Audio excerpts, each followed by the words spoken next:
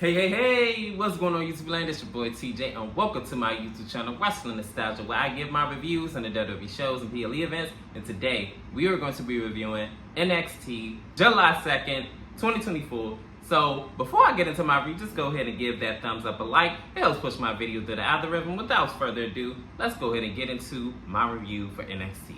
So, our opener match is the street fight match with my girl, Jada Parker versus Michin. Yo, this joint started off hot and heavy. Already, Michin coming in with the goodies, with the trash can and the chairs and things like that. And then Jada Parker tries to get the one up. It doesn't work. Michin ends up already meeting her halfway. And then they wind up fighting, or should I say, Michin ended up fighting her. Then I remember she was trying to get, Michin was trying to put the chain inside the sock. And she tries to throw it at to Jada Parker. Jada Parker ends up ducking out the way. They were fighting amongst each other outside the ring. Then they wind up getting in the ring. They wind up tussling and fussling and all that other good stuff. And then I remember at another point in the match where Jada Parker was getting whacked with Michin's belt as if that was her child. I was like, oh my goodness, the disrespect. So then from there, I remember Michin wind up setting some chairs up. And then she ends up trying to do the dive out on her, from the inside of the ring outside, but Jada Parker moves out the way and she eats her face full of chair. Michin does. And then Michin almost eats a thrust hip attack from Jada Parker, but she ends up hitting all barricade and busts her hip onto the barricade and breaks it. And this is when we go into commercial break. In the conclusion of this match, Jada Parker has a sledgehammer or a hammer inside of Michin's mouth. And it's just crazy. I guess she's trying to hammer her into submission. So, towards the end of the match, they wind up on the outside of the ring. And then she does the running hip attack and she crashes into some type of stage area or something like that. And it breaks. So then she winds up throwing her back in the ring, and then she does another running hip attack, and then 1, 2, 3, Jada Parker wins this street fight match, and I couldn't be more happy for her. Hopefully this leads her into championship gold, and I'm definitely going to be here for it. In this next segment, it is Ariana Grace, and she's pouting about not being involved into NXT Heatwave because she lost her match against Saruka. And she says that Saruka snatched her soul. I was like, you little freaky woman, you shut up. And she's pouting and crying and everything like that. This is when Carmen Pakovich says that, I feel the same way. I'm from Toronto, Canada as well. So then Ariana Grace said that you're not as Canadian as me. And I'm all like, what, girl? What does that even mean? Even Carmen even says that as well. So this is when Toxic Attraction 2.0, should I say, JCJ and Jasmine Nix comes in and being mean girls and some, I don't know which one is more pathetic and this and third. Carmen says that whether you like it or not, I belong here, and if you want to do something about it, you could do something. This is when they say, we have a problem with you. JCJ and Jasmine walks off laughing, and Carmen looks back at Ariana Grace, and Ariana Grace all like, yo, you can't make this stuff up. In this next matchup, it is a tag team match. It is Hank and Tank versus New Catch Republic. This match was a pretty standard back and forth match. It was kind of back and forth-ish in the first half of the match, and then Hank and Tank kind of got a little bit more dominance in there, and then it kind of switches back and forth. And then after the commercial break, this is when it looked like Hank and Tank, I believe, had the advantage. And then we'll just skip over and go to the ending of the match. New Catch Republic end up picking up the win. After Tyler Bates hits a top rope move, I want to say it was a 450 splash. And then 1, 2, 3, he wins this match. And it looked like his arm was kind of dangling. I hope he's not injured because it looked like that injury bug this year and a little bit of last year just been spreading around, and hopefully he's okay. In this next matchup, it is Izzy Dame versus Brittany Reese. This match was kind of relatively short. They hit a few moves, and majority of this match, Izzy Dame had control of this match, and she was doing her clotheslines and her big moves and backbreakers and things of that nature. And then all of a sudden, for whatever reason, Victoria and Mickie James' love child comes out and wants to involve herself and wants to be all upside down on the ropes and things of that nature. So then this startles Izzy Dame so much that she almost gets rolled up into a 3 count, but Izzy Dame kicks out, and then I believe she did another roll up and she kicks out again. Izzy Dame ends up laying her out, and then 1, 2, 3, she ends up winning this match. But Tatum ends up trying to, I guess, get Izzy's attention by like crawling to her and try to like touch on her and everything like that. But Izzy gets the hell out of there. She doesn't want anything to do with this crazy Mickie James and Victoria love child, so she gets out of there. And that ends that segment. I don't know where they're going with Izzy and Tatum. I guess Tatum found a new victim. Good luck, Izzy. In this next segment, it is a face-to-face between Lola Vice and Roxanne Perez, the NXT Women's Champion. And Roxanne Perez has security with her, of course, because she doesn't want to get another backhand fist by Lola Vice. So I'm going to make this short and sweet.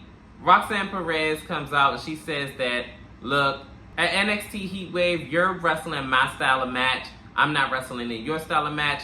You did your thing against Shayna Baszler, and to be honest, I'm not gonna lie, I'll probably win the last 5 seconds in the ring with Shayna Baszler, but we're not gonna be wrestling in that style of match. You're wrestling in my world, and you're gonna have to get used to it. This is when Lola Vice says that you told your story, but now I'm here to tell mine.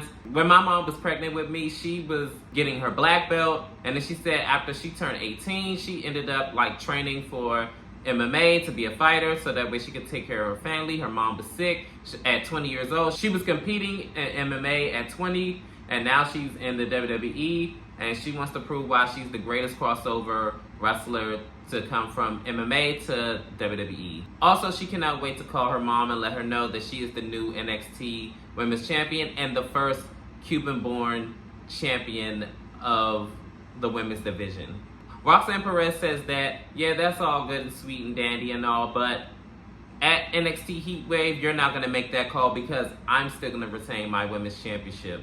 This is when Lola Vice tells her that after knocking out her security, I'll see you at Heatwave, and then she said that we may be wrestling in your world, but guess what? After I knock you out, you're not going to know what world you're in.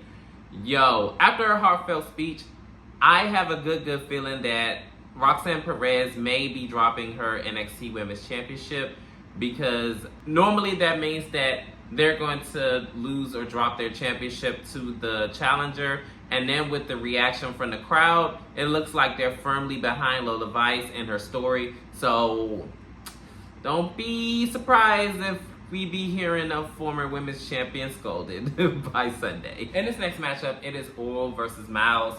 And this match was pretty standard back and forth. They hit like some chain wrestling and some fancy moves on Oral's part.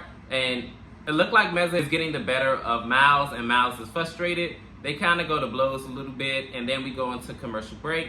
After commercial break, Oral Mensah takes a drop kick to the face. Oh my goodness, it looked really gnarly. And then I remember at one point, Miles was jaw-jacking with his Newsporters Catch Crew members, and he gets caught up with a heel kick in the corner, and 1, 2, 3, Oral Mensah wins this match.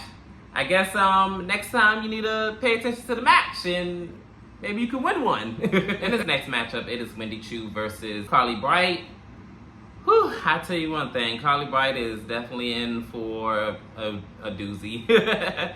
So the match started off with Wendy Choo and Carly kind of doing some chain wrestling, and then from there they kind of go back and forth exchanging wrestling holds and things like that.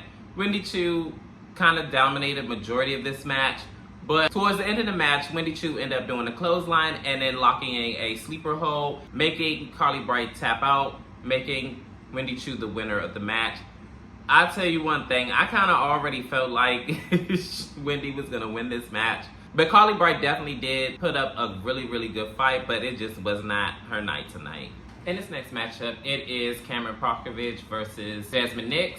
They had a pretty standard back and forth match. They exchanged some chain wrestling, things like that. Carmen kind of gets the best of her. And then in the mix of this match, JCJ keeps getting in the way and trying to interfere, and it works a handful of times.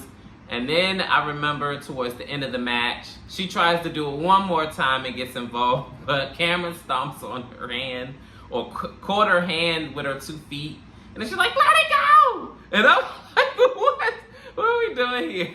So then as Carmen turns around, she ends up getting hit with the Pele kick, and 1, 2, 3, Jasmine Nix ends up picking up a big win over Carmen Pakovic.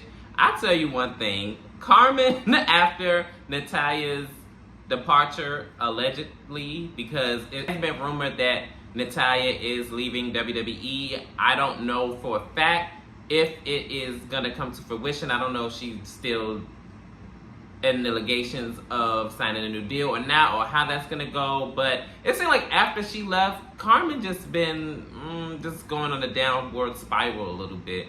But we're going to see what's going to happen with Carmen and how everything's going to unfold in the upcoming weeks. And finally, we are here at our main event, the contract signing for the Fatal 4-Way at Heatwave for Trick Williams NXT Championship. It is Trick Williams, it is Ethan Page, it is Shawn Spears, it is Jovan. So they all are hurling insults at each other and talking about each other and things like that. Even Trick Williams and Jovan even kind of get into it, even though they're 2 good guys of the match. And Ethan Page and Shawn Spears are trying to basically instigate it, but Trick Williams and Jovan sees right through this.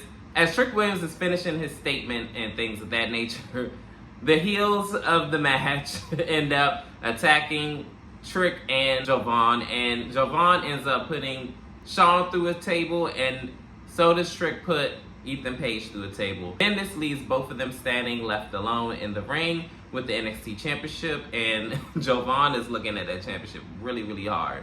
And this is where the segment ends. So I'm not gonna lie, NXT haven't been hitting for months now, and I don't know what it is and what is missing, but half of these segments are just so like draining and dragging. This show was really mid, and that's me being nice, but I don't know how long I'm gonna be doing these NXT reviews, but overall this show could have been way better. But anyways, leave it down below. How did you feel about NXT? I wasn't impressed with it, but leave it in the comments, and as always, like, share, and subscribe, and help me grow this channel. It is greatly appreciated, and peace, TJ, I'm out.